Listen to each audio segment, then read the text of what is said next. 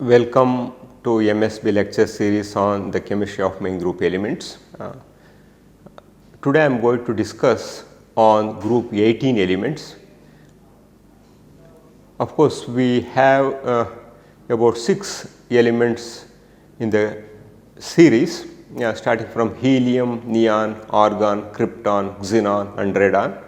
The valence shell electronic configuration is ns2np6, that means octet is completed, and in fact most of the elements in the periodic table which come left in the groups have a tendency to have the electronic configurations of noble gases, and this we call it as octet in case of S and P block elements, because all of them have a tendency to have S2P6 or NS2NP6 electronic configuration. Noble gases or inert gases have that electronic configuration, and as a result they are very stable, having very high ionization energy. So, the noble gases have also been called as rare gases, and as we know they are also called as inert gases. Of course, now none of the names it appears are particularly suitable. With extensive chemistry, xenon is not inert and argon is almost 30 times more abundant than carbon dioxide in air. Try to know a little bit more about these group 18 elements. The greater reactivity of xenon compounds compared to the other group 18 elements. Of course, only other element that known to react is krypton. So, xenon shows greater reactivity, and the stability of xenon compounds containing electronegative elements such as oxygen and fluorine. The reactivity of noble gas fluorides as fluoride ion donors and acceptors. In fact, it is known that inert gases or group 18 elements possess extremely high ionization energy. As a result, initially it was assumed that they are not suitable for making chemical compounds. The first xenon compound was synthesized in 1962. Since then, the chemistry of xenon is quite extensive. A few compounds of krypton have also been reported. The chemistry of main group gas compounds are analogous to those of heavier group 17 elements, and VSEPR theory is a very powerful technique for rationalizing and predicting the shapes of many noble gas compounds which have relatively large number of electron pairs in the valence shell of the central atom. Noble gases have filled shells, that is NS2np6 completely filled, having 8 electrons. So, in order to form chemical compounds, electrons must be promoted into the next shell. So, depending on the number of electrons promoted, compounds of the noble gases in oxidation states +2, +4, +6 and +8 have all been synthesized. Just if you recall the interhalogen compounds, group 17 elements show +1, +3, +5 and +7 apart from -1 oxidation state, whereas group 18 element shows +2, +4, +6 and +8. It is very simple. If you just write the electronic configuration and just promote one electron at a time to the higher shell, okay, you understand why inert gases are group 18 element shows +2, +4 and +6 and +8 and so on, whereas interhalogen compounds or halogens show +1, +3, +5, +7. Okay, it has to do with the electronic configuration, that is the NS2P5 and NS2P6. With increase in atomic size, the outer electrons are easily removed and there is a decrease in first ionization energy. So, as a result, there are many xenon compounds, but a few for krypton and none have been isolated so far argon. Interhalogen compounds, halides show -1, +1, +3, +5 and +7. Whereas group 18 gases show +2, +4, +6 and also +8 oxidation states. I will come back to this one later. All compounds tend to be strong oxidizing agents, and the fluorides are also very powerful fluorinating agents. The formation of anionic noble gas compounds such as cesium neonide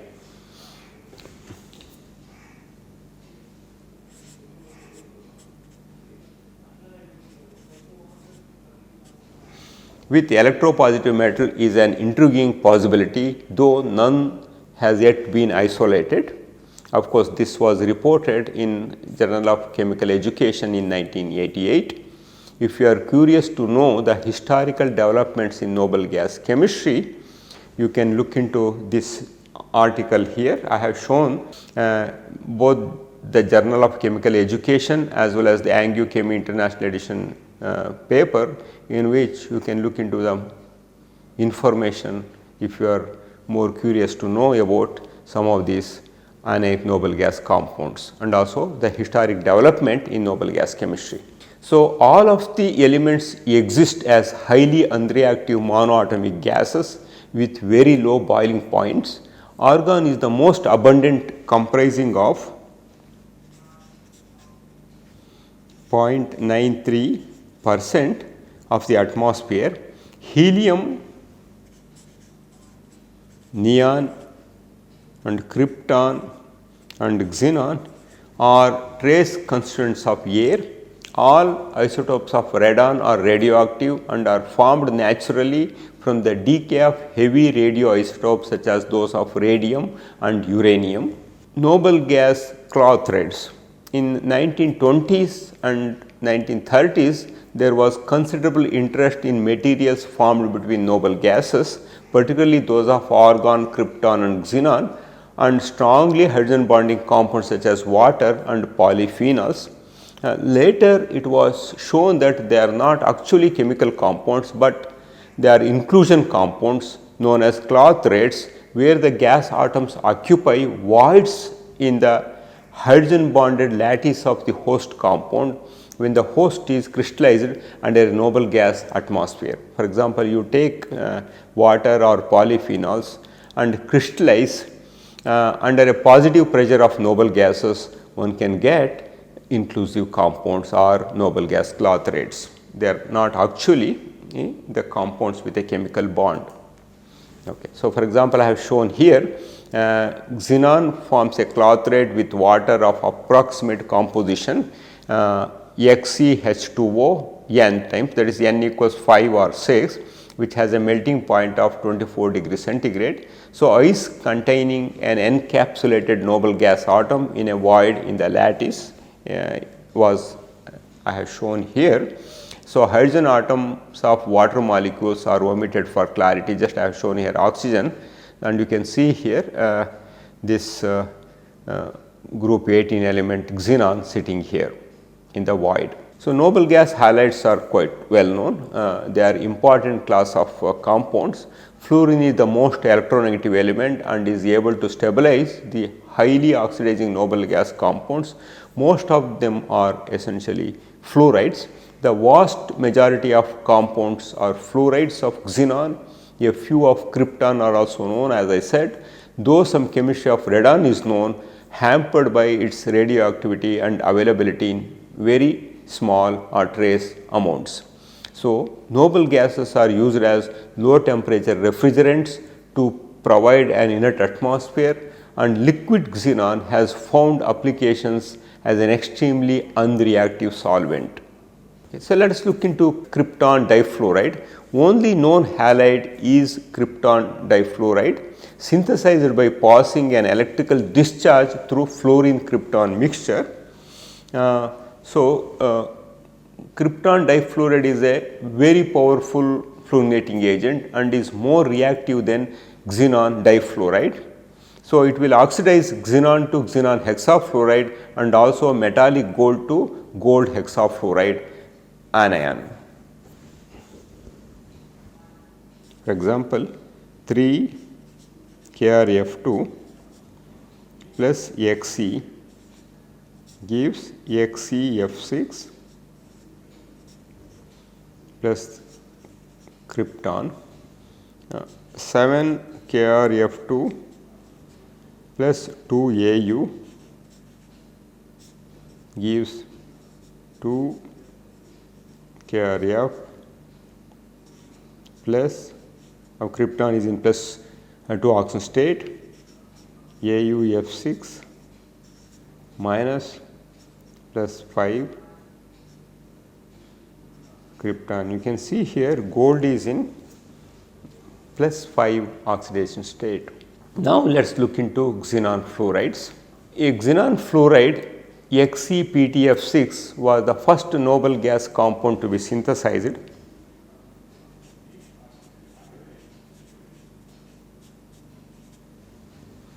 Okay. By reaction of xenon with strong oxidant such as PTF6, and it was later shown to be probably a mixture of XeF plus and PTF6 minus. So, that is xenon plus PTF6, which was shown as XeF plus and PTF6 minus, and also XeF plus and PT2F11 minus. So, xenon forms 3 neutral fluorides.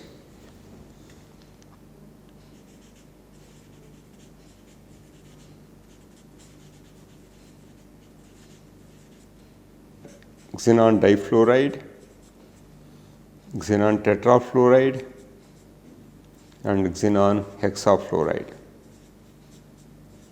Okay. By the reaction of fluorine and xenon under different reaction conditions, simplest method involves exposing a fluorine xenon mixture in a dry glass bulb to sunlight. Colorless crystals of XeF2 are deposited on the walls of the flask. What you can do is, you can take a tube like this, sealed one containing xenon and F2, shine UV light, that is from sun. So, it gives XeF2 in the sides here as white crystals. Okay.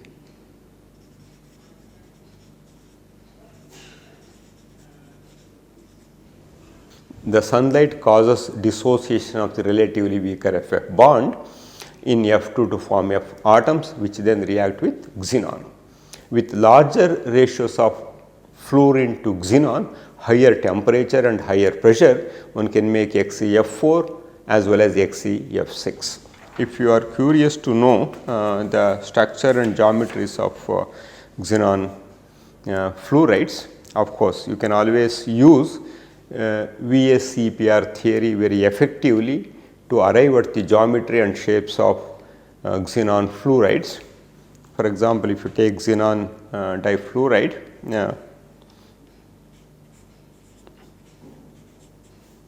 it is linear, whereas the geometry is trigonal bipyramidal. Basically, we have 8 electrons are coming from this one and 1 each 2 electrons are coming. So, we have 10 electrons by 2 equals steric number is equals 5, 2 bonded pair and 3 lone pair. Best geometry would be trigonal bipyramidal. Okay. So, similarly, one can write for XeF4. So, XeF4, if you take again 8 plus 4, 12 electrons are there. If 12 electrons is the steric number, that is 2 equals 6. 4 bonded pairs are there and there have to be 2 lone pairs, and structure has to be octahedral and the shape has to be planar.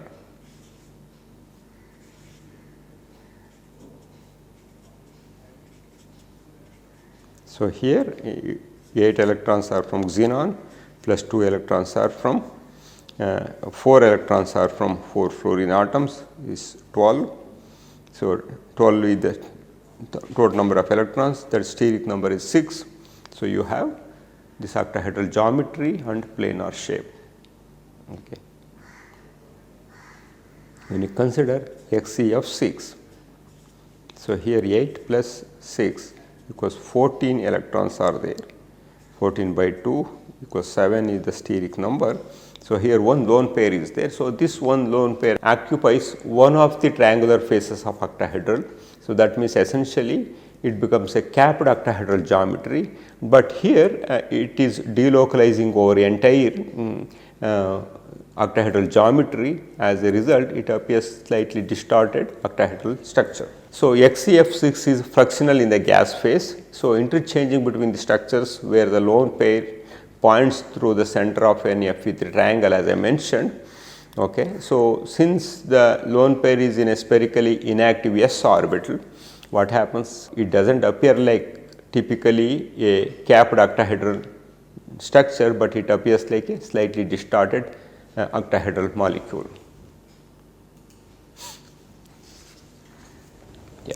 Of course, I am showing you here the structures here. You can see XeF2, and also you can see XeF4, and also you can see XeF6 here. Okay, this lone pair is represented here in this lobe here. So, all of the xenon fluorides are powerful fluorinating agents able to oxidize a wide range of compounds. In many cases, XeF2 is a very selective oxidant able to oxidize the central heteroatom of a main group compound like arsenic, phosphorus and etc., but not the organic substituents bonded to it. For example, if methyl or phenyl groups are there, they are not getting fluorinated, only the central atom is getting fluorinated. Let me write couple of examples. For example, if I take trimethyl arsine and treat with XeF2, only here arsine is getting fluorinated to form pentavalent, pentacoordinated trimethyl difluoroarsine.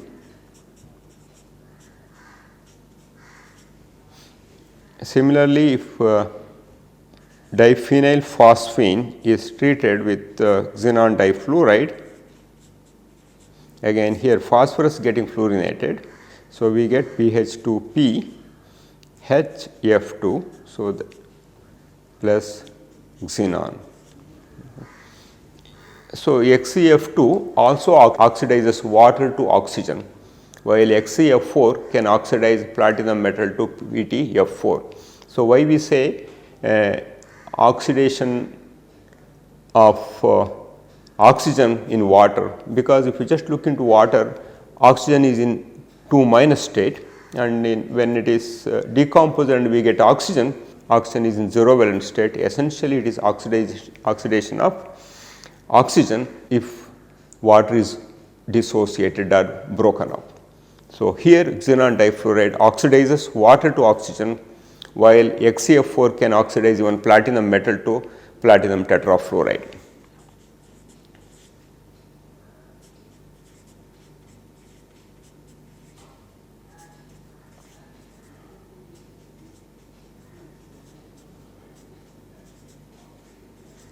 Similarly, if you take XeF4 and treat this one with platinum metal, it gives platinum PtF4 with platinum is in +4 state plus xenon. Noble gas fluorides can react with fluoride ion donors as well as acceptors, and the chemistry is quite extensive. So, noble gas fluorides react with strong fluoride ion acceptors such as group 15 pentafluoroderivatives of arsenic, antimony, bismuth, and also tantalum, ruthenium and platinum. Xenon difluoride forms the greatest number of compounds by this type of reaction, followed by XeF6 and XeF4, and KrF2 krypton difluoride forms many similar compounds. While transferring the fluorides can be fully transferred to the Lewis acid, that is MF5, for example, ASF5, SBF5, leaving cationic xenon species, but in most cases fluoride is only partially transferred, resulting in compounds having X, F, E bridges. So, fluoride bridges. So, here we have a fluoride bridge. So, that means essentially something like this. in all these compounds where there is a partial transfer of fluoride. So, different types of cations and anions are formed depending on the stoichiometry of noble gas fluoride. For example, XeF2 take in solid and treat this one with again fluoride acceptor. It gives XeF plus AsF6. Okay. This is solid, of course, it is 1:1 ratio. Okay. So, what would happen when 1:2 ratio is used? So, we can have more of them. For example, I will write some of the structures here. Yeah.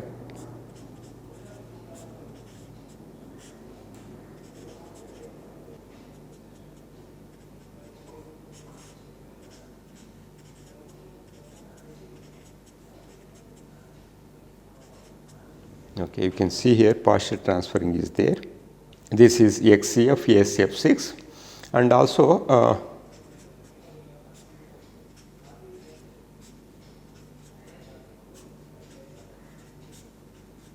so we can also have Xe2, F3 cation, and similarly we can also have a dimeric species Sb2F11 anion. Noble gas fluorides can act as fluoride acceptors or donors to give anions or cations I already mentioned. Let me show you a couple of reactions here. For example, XeF4, when it is treated with fluoride ion donors such as cesium fluoride, it forms xenon pentafluoride anion.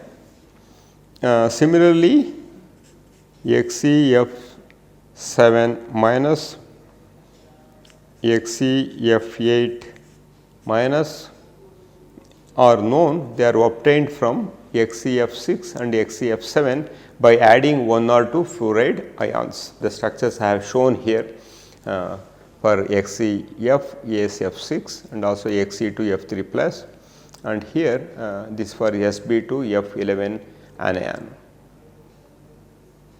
So, always whenever these halides are bridging, you should never write in the straight, and it should be at an angle. That angle will be much closer to the tetrahedral angle because each bridging dibridging halide ion has 2 lone pairs intact on it. For example, in this case you have 1 lone pair here and 1 lone pair here. So, xenon oxygen compounds are also quite known. They result from the hydrolysis of the fluorides such as XeF4 and XeF6. For example, let us take xenon tetrafluoride and try to add water to hydrolyze it. Okay.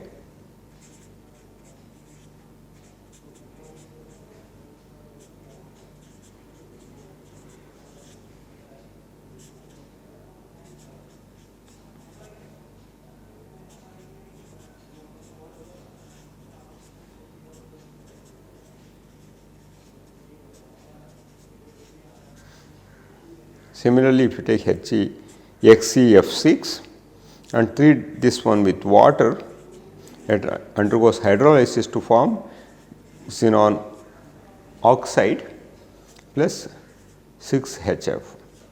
So, in this, in both, of course, here xenon is in plus 6 oxidation state. Okay. So, XeO3 is a highly explosive white solid soluble in water. In strong alkaline solution, XeO3 behaves as a weak acid, giving xenate 6 anion. So, for example, XeO3 when it is treated with OH minus, it gives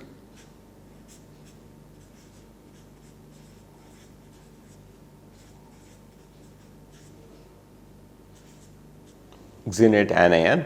So, xenate anion is unstable in aqueous solution and undergoes a disproportionation reaction to give xenon gas and the xenate anion with xenon in plus 8 oxygen state, that is XeO6 4 minus, which contain xenon in plus 8 oxygen state. For example, if you take Xe O3 OH anion. In aqueous solution,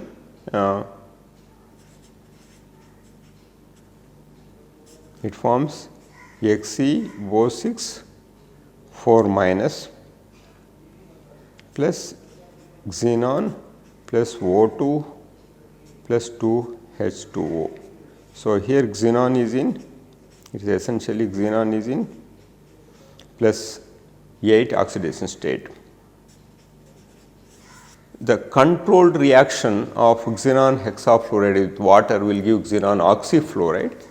Now, for example, XeF6 plus water, one equivalent of water gives XeOF4 plus 2HF.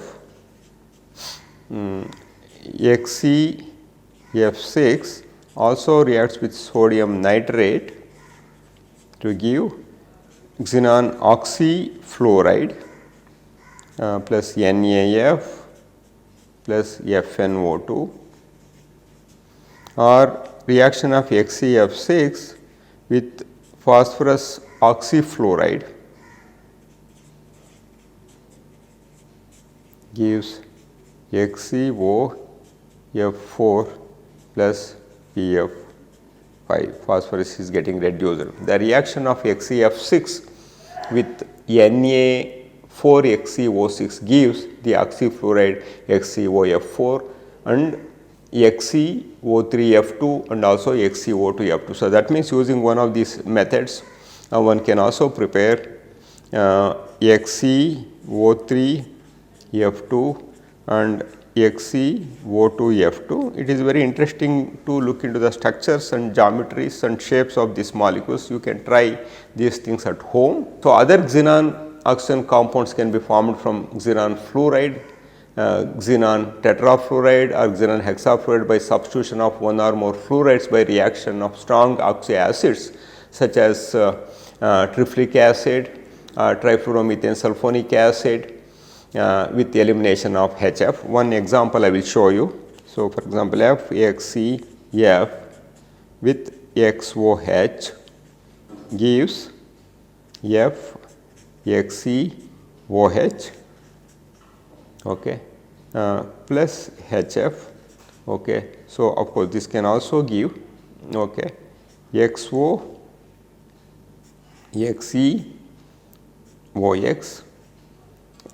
plus HF. Alternately, fluoride exchange yields analogous products. So, let me give you a couple of more reactions here. For example, XeF6 plus this boron compound OTeF5 thrice gives OTeF5 6 primes plus 2BF3. So, the compounds have similar shapes to the fluorides. For example, if we consider this XeOX, so this is very similar to XeF2 having linear geometry. Okay. Xenon and krypton compounds with bonds to elements other than one F are also known. For example, XeF2 when it is treated with C6F5 3, it gives C6F5 xenon plus C6F5 BF3 minus plus CrF5 C6F5 Xe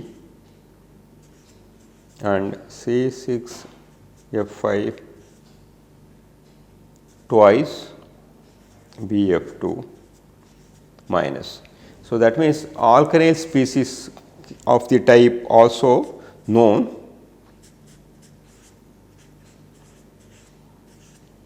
okay, where R can be a range of non-fluorinated groups such as where R can be where ethyl group or Si Me3 group. Okay, extensive organic chemistry is avoided okay, with these kind of compounds. So, you can see here in this slide how this compound reacts with chloride to form a neutral compound, and also one can also see the formation of xenon to carbon bond here in this one pentafluorophenyl derivative. Okay, so let me talk about the uses of noble gas elements before I summarize. Helium is used as an inert gas and as light source in lasers and electric discharge lamps. Liquid helium is a very low temperature refrigerant. Being very light and non-flammable, helium is used to inflate the tires of large aircraft and in balloons, including weather balloons. Liquid helium is an important coolant and is used in high field NMR spectrometer. Argon is also used in laboratory inert atmosphere or dry boxes for handling air sensitive compounds. Neon, krypton and xenon are also used in electric discharge science. So, let me summarize the overall chemistry of group 18 elements. Only xenon shows extensive chemistry and forms compounds such as xenon difluoride, tetrafluoride and hexafluoride. Xenon fluorides act as fluorinating agent, react with both donor and acceptors. Xenon compounds undergo hydrolysis reactions to form oxyfluorides. Compounds containing bonds from xenon to fluorine, oxygen, nitrogen, chlorine and also carbon are well characterized. Few compounds of krypton and radon in their +2 oxygen states are also known. Compounds of krypton are much more reactive than xenon. So, with this I conclude the chemistry of group 18 elements. In my next lecture, I will be discussing about the chemistry of group 12 elements, that is zinc, cadmium and mercury, and proceed to the organometallic chemistry of main group elements. Until then, have a present reading of the chemistry of main group elements. Thank you very much.